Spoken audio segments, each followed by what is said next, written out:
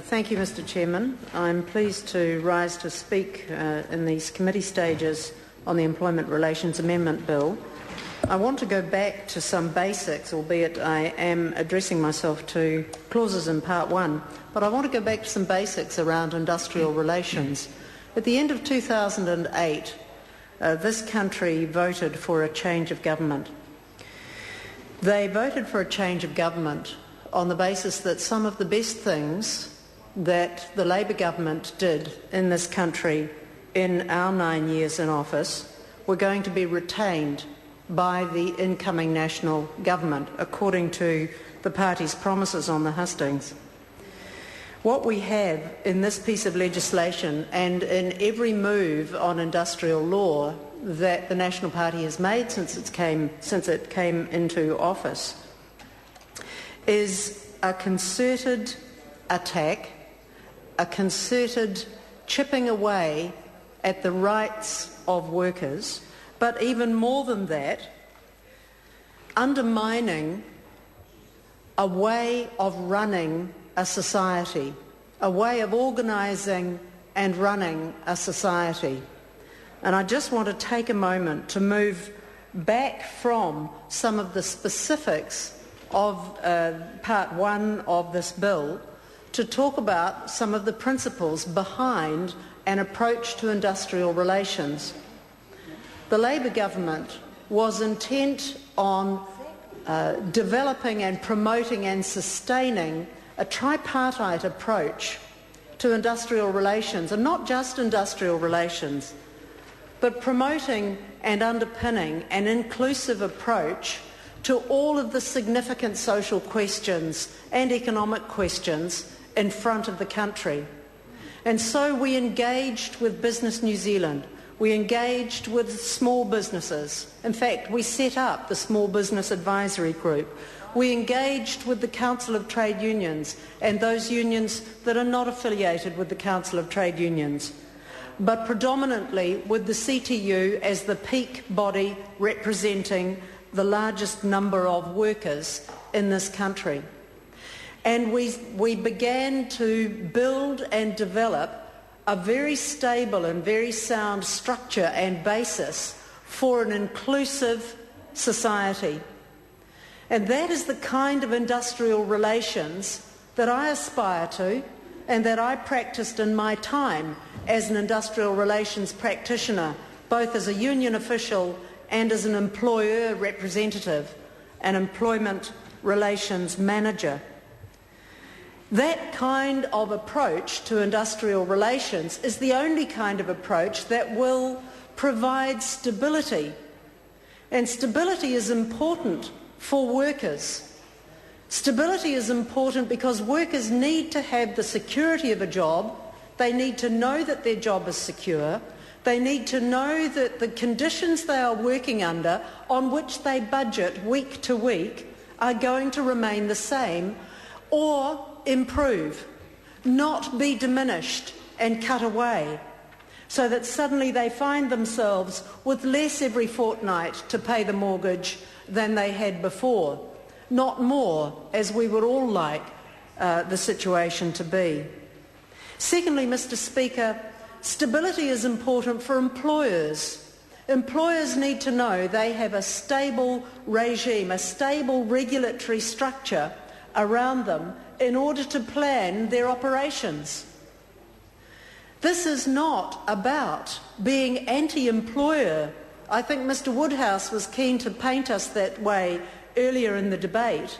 It is certainly about being pro-worker, but it is more than anything about wanting a kind of industrial relations framework that provides the greatest stability for the greatest number, for the greatest good in New Zealand. And this legislation does not do that.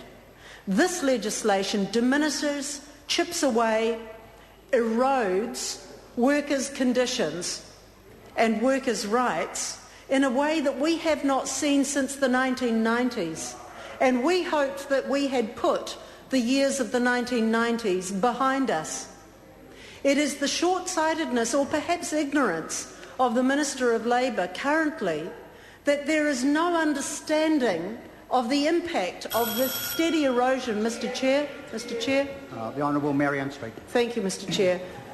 It is either ignorance or malevolence or simply an ideological difference which is to be pursued at all costs, which prevents this minister from seeing the big picture around industrial relations. There does not need to be this kind of legislative change in order for industrial relations to proceed smoothly, cooperatively, in a negotiated way to the benefit of all players. I would like the National Party to identify where the drivers for these moves are coming from. Where are these drivers coming from? There are numbers of points in this legislation where Business New Zealand has said, well, no, actually, we don't really need that. We're okay without it. Where Business New Zealand has said, no, we're okay to go with getting a medical notice or some kind of note from mother for absence. We're okay with that. We've got good systems going in our shop. We don't need this kind of intervention.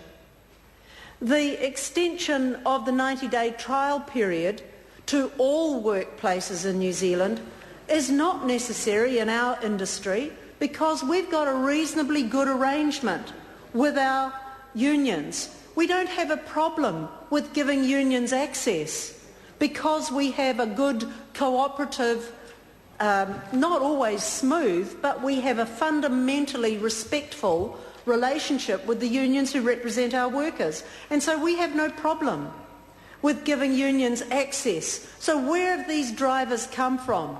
This is an ideological bombardment from the National Party, which is reverting to type. But I would suggest that even some of its most strident supporters do not require some of this legislation. And I would ask the National Party to look again at just what they are doing with this erosion of workers' rights. They are destabilising industrial relations. They are only causing a swing back when we come back into government. And when we do that next year, Mr Hanare, when we do that, the employers are not going to be grateful to the National Party for having this flip-flop situation, which was what was characteristic of the 70s and the 80s and the 90s. And so we were growing out of that kind of childishness, and I wish the National Party would grow out of it also, because our vision in this side of the House is for a much more stable, a much more cooperative and a much more respectful balance in industrial relations than this legislation provides. This legislation provokes unrest. It provokes industrial action. It provokes stoppages. It provokes downtime. It provokes a loss of income. It provokes a diminishing of margins for employers. And the national government has only themselves to blame if they think that some of the people who they would take to be their supporters will thank them for it. This is no way to run a country. This is no way to run the most important powerhouse of this country. And what the government is doing in this piece of legislation is simply saying cooperative, grown-up, respectful relationships between employers and industry, between employers and unions, between industry and peak bodies like the Council of Trade Unions are not required, are not necessary, are out of date, and they will rue that day. This will provoke unrest and has already been seen to provoke unrest, and that is no way to run a country. If this government had half a plan about the economic future of this country, this legislation would not be in front of us now. because this simply takes us backwards. It does not advance anybody.